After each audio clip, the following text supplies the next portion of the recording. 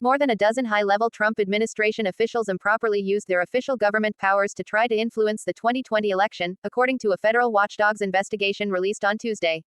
Among the 13 officials accused of engaging in illegal campaign activity, President Donald Trump's Secretary of State, Mike Pompeo, his acting Homeland Security Chief Chad Wolf, and his counselor Kellyanne Conway.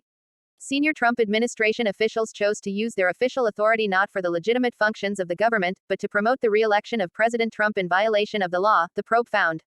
The Federal Hatch Act bars government officials from engaging in partisan political activity. White House counselor to the president Kellyanne Conway pre-records her address to the Republican National Convention from inside an empty Mellon Auditorium August 26, 2020 in Washington, D.C. The investigation was conducted by the Federal Office of Special Counsel, which received a stream of ethics complaints during the 2020 election, particularly after Pompeo and Wolf took part in the Republican National Convention.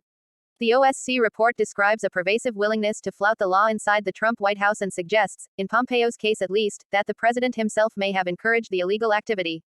The special counsel offered new details about Pompeo's decision to deliver a speech to the RNC from Israel, which conflicted with State Department policy and violated the Hatch Act.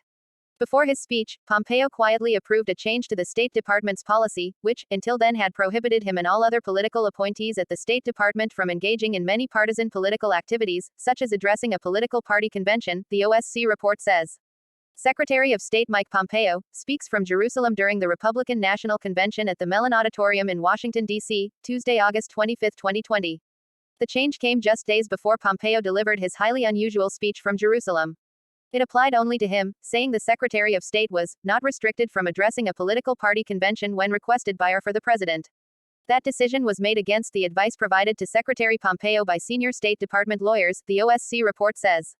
A State Department memo directing the change said that, while the overall goal of projecting a nonpartisan foreign policy remains sound, an exception was warranted given that the Secretary's participation in the National Convention is requested on behalf of the President.